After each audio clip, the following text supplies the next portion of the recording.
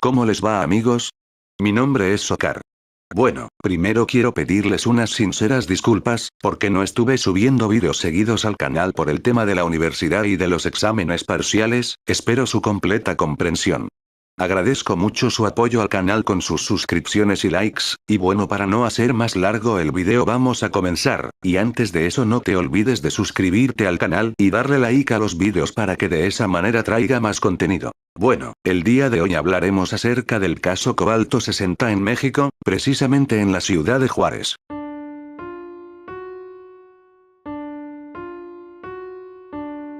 Primero hay que hablar de la ciudad Juárez, que es número 1 en ser la frontera más radiactiva y peligrosa del mundo. 3 años antes de que la ciudad rusa pasara a la historia por la catástrofe nuclear ocurrida en la central eléctrica nuclear Vladimir Ilich Lenin, e hiciera sonar las alertas sobre los peligros del mal manejo de los materiales radiactivos, en 1986, un accidente mucho peor ocurrió en el planeta y su epicentro fue la ciudad fronteriza a la que le cantaba Juan Gabriel. Se dio como resultado de la mezcla entre la corrupción y la ignorancia, igual que casi todas las cosas malas que pasan en el país de México. El evento conocido como los irradiados de Juárez o la catástrofe del Cobalto 60, pudo ser perfectamente evitable y, tal y como descubrirán más adelante, no solo afectó terriblemente a la ciudad, sino que se expandió a 15 estados del país de la forma más estúpida posible, y lo peor aún, es que sus efectos siguen siendo visibles hasta la actualidad, el número de víctimas ya es incuantificable y al parecer a nadie le importa. Todo comenzó como una tranza. En noviembre de 1977, el Centro Médico de Especialidades de Ciudad Juárez, Chihuahua, compró una unidad de radioterapia con una fuente de cobalto 60 por $16,000 en Estados Unidos. El hospital privado quería quedarse con los pacientes que cruzaban la frontera para tratarse el cáncer. El problema es que esta clase de equipos requerían muchos permisos para su importación, así que los directivos del hospital decidieron traerlo de contrabando. Una vez en México, la unidad de radioterapia de cobalto 60 quedó almacenada en las bodegas del hospital durante 6 años, pues nadie sabía cómo operar el equipo y no consiguieron un especialista que supiera hacerlo. Además, lo escondieron en la bodega porque así las autoridades sanitarias no iban a darse cuenta de su existencia en caso de que les llegara una inspección. El cobalto 60 es un isótopo radiactivo sintético que emite rayos gamma. Según el Organismo Internacional de Energía Atómica, el cobalto 60 es, junto con el cesio 137, la mejor fuente de radiación gamma, debido a su elevada energía y sus largos períodos de semidesintegración. Es muy útil en la medicina y la industria, pero es altamente tóxico y peligroso, y la exposición puede causar la muerte. Durante todo este tiempo nunca se colocó una señal que alertara sobre el trato que los trabajadores deberían tener con el aparato o que les alertara sobre su peligrosidad. Años después, cuando toda la historia salió a la luz, el Dr. Abelardo Lenus, miembro del Consejo de Administración del hospital, dijo al respecto que no hacía falta, estaba en un lugar seguro y era demasiado grande y pesada. El 6 de diciembre de 1983, un empleado entró a la bodega de materiales y máquinas del hospital porque el jefe de mantenimiento se la regaló para que, según sus propias palabras, la vendiera y comprara dinero para las sodas. El empleado llamó a uno de sus compañeros, y juntos desvalijaron la máquina de cobalto 60 golpeándola con un martillo. Y sí, estas personas desarmaron una bomba radiactiva a martillazos. Abrieron el cabezal que contenía 100 kilos del isótopo, y con eso liberaron 6.010 cilindros de 1,2 milímetros, que tenían una fuerza radiactiva de 1.003 curies. Para que quede claro, la cantidad necesaria para que el cuerpo sufra daño es de 1. Ambos notaron que el cilindro brillaba en tonos azules y que tenían un sabor metálico en la lengua, además de que comenzó a hacer calor, a pesar de que esta labor la estaban llevando a cabo en lo que ha sido descrita como una noche fría. Nada de esto los detuvo, subieron los fierros a una camioneta blanca, propiedad del hospital, para llevarlos a vender al Yonke Phoenix. Yonke es la forma en la que en Juárez llaman a los deshuesaderos. Ya en la camioneta rumbo al Yonke, el cilindro que contenía el cobalto se rompió y desprendió gránulos de 60 Co, que se dispersaran en el vehículo y este quedó irradiado para siempre. Durante su trayecto fue contaminando los perdigones que saltaban a su alrededor. Llegando al deshuesadero, cargaron el cabezal con las manos, sin guantes, e inmediatamente sufrieron quemaduras de segundo grado, luego sufrieron fuertes náuseas, vómito y diarrea. Nada de esto le preocupó ni los hizo sospechar nada. Ni siquiera el hecho de que el metal brillará en tonos azules. Los dos intendentes cobraron 1.500 pesos, de la época, por los fierros que vendieron y se fueron. Si hasta aquí las cosas suenan ilógicas, la historia de los irradiados de Juárez avanzó de una forma ridícula y trágica. De regreso del yunque, la camioneta radiactiva se descompuso y quedó varado al lado del río Bravo por 2 días, contaminando todo lo que pasara a su lado. En la colonia Bellavista. Durante todo este tiempo, la camioneta sirvió de punto de reunión para los niños que jugaban sobre ella y los adultos que platicaban sentados en el cofre y la caja. Mientras tanto, en el yunque Fénix usaban imanes gigantes para manipular la chatarra, entre cuyos fierros retorcidos se encontraban los metales contaminados por la bomba de cobalto 60. Al primer contacto del imán con los gránulos radiactivos, se irradiaba y transmitía la energía a otros metales con los que tenía contacto.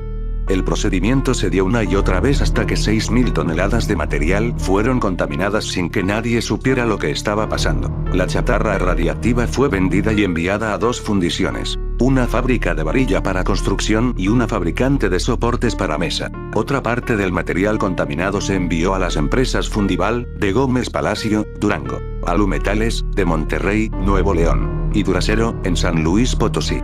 Se calcula que se produjeron 30.000 bases para mesa y 6.600 toneladas de varilla con material contaminado que se distribuyeron a más de la mitad de los estados del país y se exportó a Estados Unidos. En el año 1984 la cifra de material contaminado ya se había elevado a 20.000 toneladas.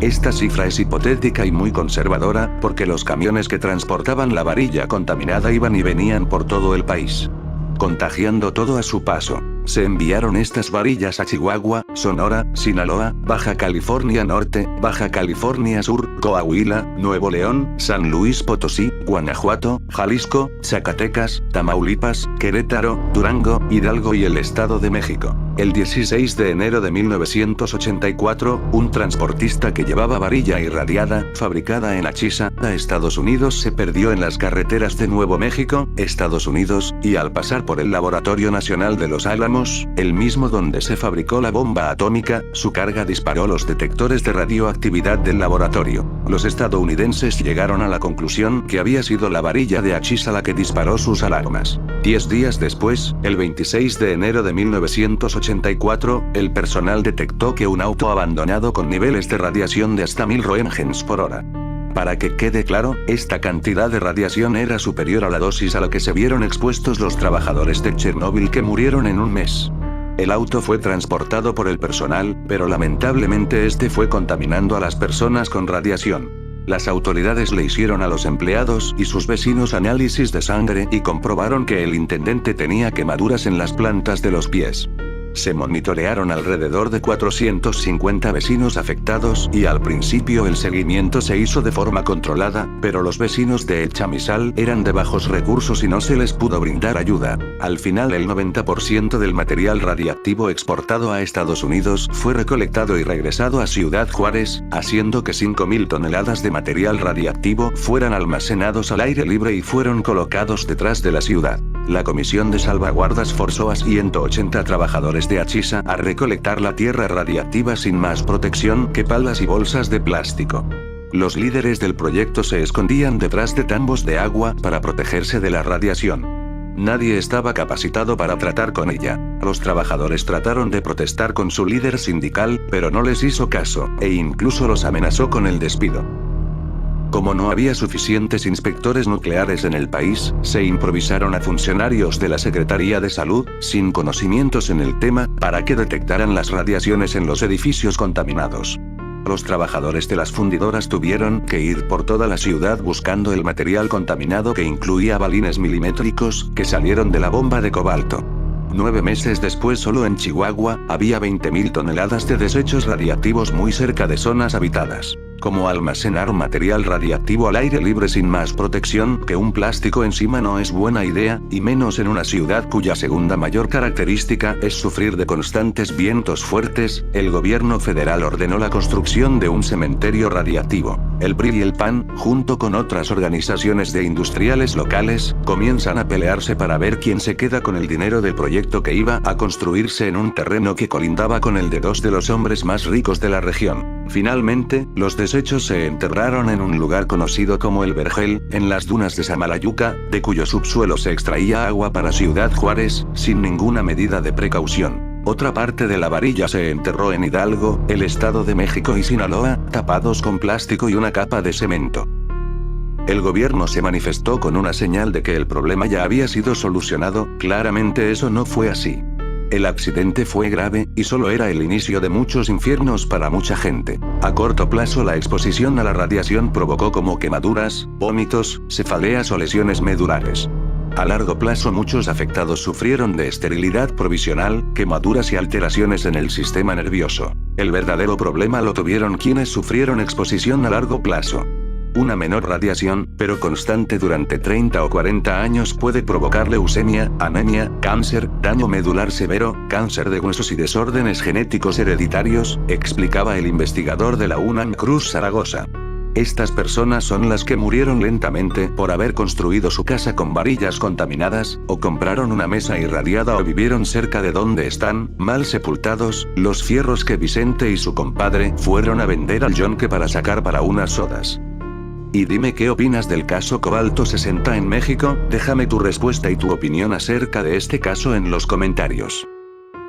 Y bueno gente, espero que el video haya sido de su agrado, y recuerda que si es así me gustaría que me regalaran y obsequiaran su hermoso y lindo like, y se suscribieran al canal para más contenido como el que estoy haciendo, para llegar a la meta de los 1000 suscriptores. Y, bueno, sin nada más que decir me despido gente linda y bonita, los veré en el próximo video.